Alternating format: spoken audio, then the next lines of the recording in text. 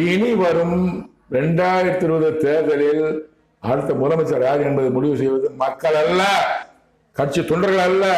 அந்த ஐட்டுவீங்க அவெல்லாம் கிடையாது, விளம்பரம் கிடையாது, உங்களுடைய அந்த தேர்தல் வாக்குறுதி கிடையாது. அதான் முடிவு பண்ணுவார்.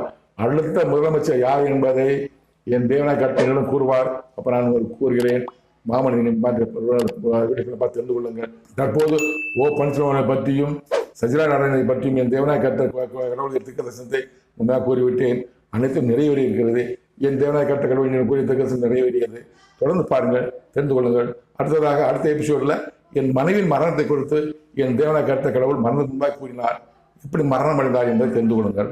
அடுத்த எபிசோட் பார்க்கலாம். நன்றி, வணக்கம். மீண்டும் சந்திப்போம்.